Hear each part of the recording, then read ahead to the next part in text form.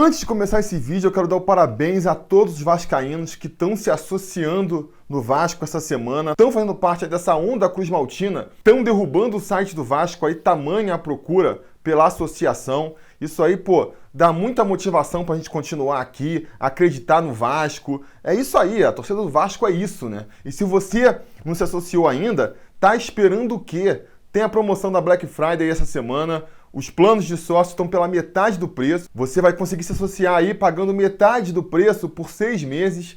Acho difícil de no futuro ter uma promoção melhor do que essa. Então vai lá em sociogigante.com e já se associa logo. Porque não se enganem, amigos. O Vasco só é Vasco por causa da sua torcida. E é só a sua torcida que vai fazer o Vasco voltar a ser Vasco. E bora pro vídeo agora.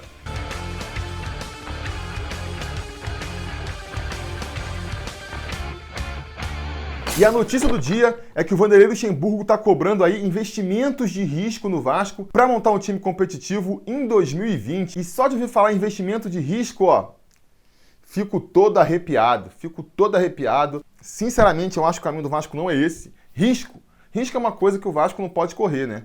Risco é para quem tem dinheiro, risco é para quem pode gastar. Porque todo mundo pensa no risco pelo lado positivo, né? De você arriscar e ganhar alto, mas ninguém pensa que o risco também envolve você poder perder e perder muito. Então só quem tem o que perder é que pode se arriscar. Essa que é a grande verdade, né? Você não vai aí pegar o dinheiro do seu almoço e gastar na loteria. Não vai pegar o dinheiro do seu aluguel e gastar tudo no bingo, porque você pode sair até milionário de lá. Mas você pode também sair com a carteira limpa, e aí como é que você vai comer, como é que você vai pagar seu aluguel? Então assim, risco, repito, é para quem tem dinheiro para gastar. É quem pode pegar um dinheiro ali e falar, se eu perder todo esse dinheiro aqui, se ele evaporar no ar, não pega nada. Vida que segue e vamos para outra. Quem tem o dinheirinho contado, quem já tem dinheirinho faltando, não pode assumir risco, amigo. E o Vasco está nessa situação, né? Um bando de dívida para pagar aí, não consegue nem manter o salário dos jogadores em dia, vai fazer investimento de risco. Porque vamos entender aqui o que significa investimento de risco no futebol. O que se está querendo dizer quando se fala em investimento de risco? Está falando em trazer um jogador que custa mais caro do que o clube pode pagar, contando que a vinda desse jogador vai trazer mais dinheiro para o clube e conseguir tapar o buraco. Por exemplo, vamos montar um time aqui mais forte do que o Vasco pode pagar, contando que o Vasco vai com esse time chegar numa semifinal de Copa do Brasil, vai conseguir ser campeão sul-americano, contando que esse time dando certo, o número de sócios que hoje em dia está aí chegando perto dos 40 mil, vai ultrapassar os 100 mil, vai chegar a 120 mil, que a gente vai vender 1 milhão de camisas do Vasco com a boa fase, e que tudo isso aí vai gerar uma receita que vai pagar esse time, que quando foi montado não tinha como ser pago. Isso é que é considerado um investimento de risco,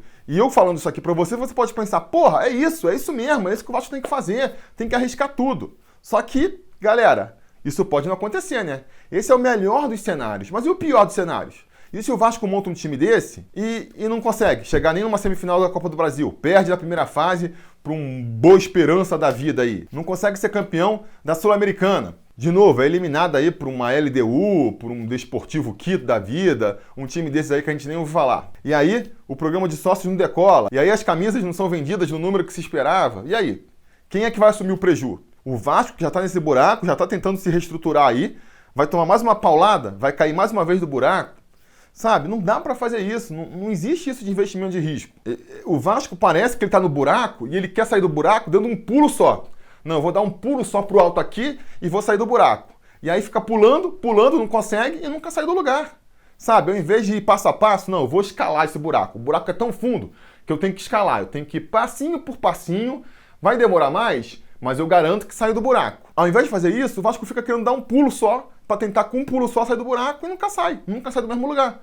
Porque com um pulo só, você não vai conseguir sair. Então, eu repito nisso, e cara, nessa temporada eu vou insistir muito nisso. Eu sei que não vai acontecer, mas eu vou insistir muito nisso. O Vasco tem que mudar a mentalidade. Tem que parar de pensar sempre da mesma maneira, sabe? O Vasco tá tentando montar o elenco aí da mesma maneira há pelo menos 5 anos. Não vou nem antes do canal existir, não vou nem entrar nesse mérito. Desde que o Sobre Vasco existe, que o Vasco tenta fazer o time da mesma maneira. E não dá certo. São 5 anos quebrando a cara e vamos aí pro 6º ano tentando de novo, porque eu não tenho a menor ilusão. O Vasco vai acatar aí essa proposta do Luxemburgo e vai tentar montar um time quem sabe aquém das suas capacidades. Por quê? Porque é ano de eleição, né? O Campelo, ele quer se reeleger, por mais que não admita publicamente. E ele sabe que se ele montar um time competitivo agora, se ele montar um time capaz de fazer uma graça aí, a torcida do Vasco vai esquecer a maneira como ele chegou no poder, vai esquecer que a gente teve um time que quase foi rebaixado em 2018, que em 2019 também teve um ano mais tranquilo, mas muito por conta das circunstâncias, não chegou a fazer uma equipe que em nenhum momento realmente empolgou o torcedor. O torcedor vai esquecer de tudo isso. Se em 2020 monta um timaço, o torcedor esquece disso e é capaz do Campelo ser reeleito. E, cara, aqui não é nenhuma crítica direta ao Campelo, não, porque todo presidente do Vasco faz isso.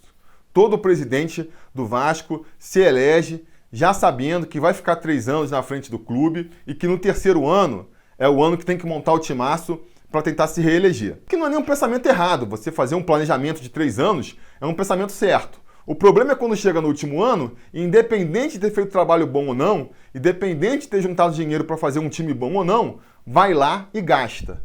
Porque qual foi a última vez que a gente ouviu falar de investimento de risco, que tem que fazer o risco? Você se lembra? Foi com o Euriquinho. Euriquinho em 2017. Último ano do mandato do Eurico Miranda. Você acha que foi coincidência? Claro que não.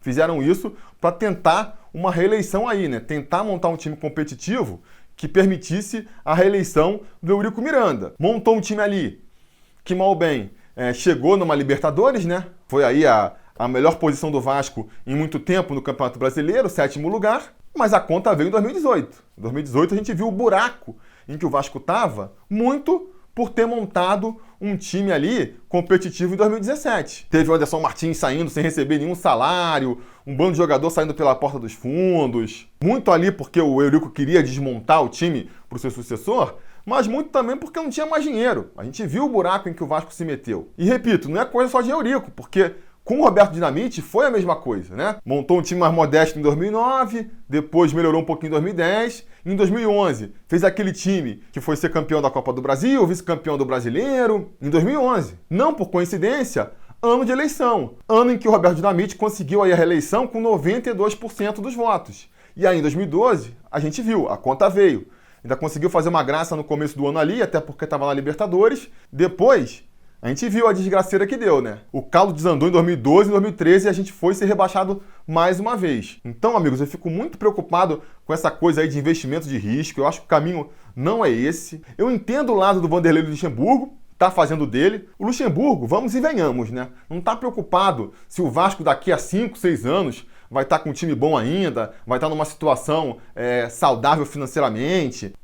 Ele está olhando para o lado dele. Ele quer saber o seguinte, né? Eu tenho que reconstruir a minha imagem aqui, eu tenho que reerguer minha carreira, e eu não vou conseguir reerguer minha carreira com um time mais ou menos, com um time de meio de tabela. Então eu quero um time que seja capaz de fazer uma fumaça aqui para eu levantar minha moral. Tá olhando para o lado dele. O torcedor também, vai ter muita gente aí nos comentários falando tem que fazer isso mesmo, tem que fazer um time competitivo. Cansei de ver o time do Vasco só fazendo figuração no campeonato, só lutando para não cair. O torcedor quer ver o melhor time possível em campo e não tá ligando muitas vezes para a parte financeira, para a parte ali administrativa e para a parte da saúde monetária do clube. Quem tem que estar de olho nisso mesmo, quem tem que ter aí a responsabilidade de manter o Vasco com as suas contas em dias e trazendo um crescimento sustentável para o clube, é a diretoria.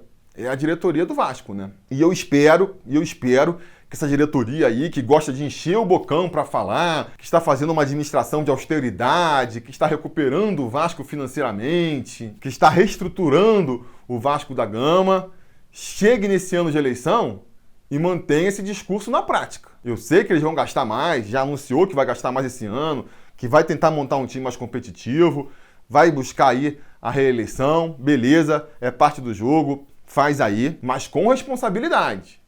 Com responsabilidade. Se começar a trazer jogador com essa desculpa aí de que agora tem que chegar a 100 mil sócios torcedores, de que agora tem que ser campeão da Sul-Americana, eu não vou gostar. Eu quero que o Vasco tenha 100 mil sócios torcedores, eu tô aqui fazendo a campanha para que a gente chegue nesse estágio aí, mas a gente não pode contar com o ovo no cesto da galinha, né? Quando conseguir, faz. E não já vai gastando por conta. Gastar por conta aí, a gente sabe como é que termina, né? Enfim, é isso aí que eu tinha para dizer por hoje. Vou, que nem já falei aqui, voltar a esse assunto no futuro, falar aí sobre como eu acho que o Vasco deveria montar a equipe para 2020, como eu acho que o Vasco vai montar Vamos discutir muito isso por aqui ainda. Então, se você não quer perder esse vídeo, não se esqueça aí de curtir o vídeo, assinar o canal, ligar o sininho de notificações, comentar aí embaixo o que você acha sobre isso. Isso tudo é importante porque faz com que o YouTube saiba que você gosta aqui do Sobre Vasco e aí ele te avisa quando tiver vídeo novo aqui no canal e aí você não perde nenhum conteúdo aqui do Sobre Vasco. Beleza? Isso era o que eu tinha para dizer por hoje e a gente vai se falando. A realização desse vídeo só foi possível graças ao apoio inestimável dos conselheiros do Sobre Vasco. Ajude você também ao Sobre Vasco continuar no ar, se tornando um apoiador em apoia.se/Sobre Vasco ou sendo um membro do canal aqui no YouTube.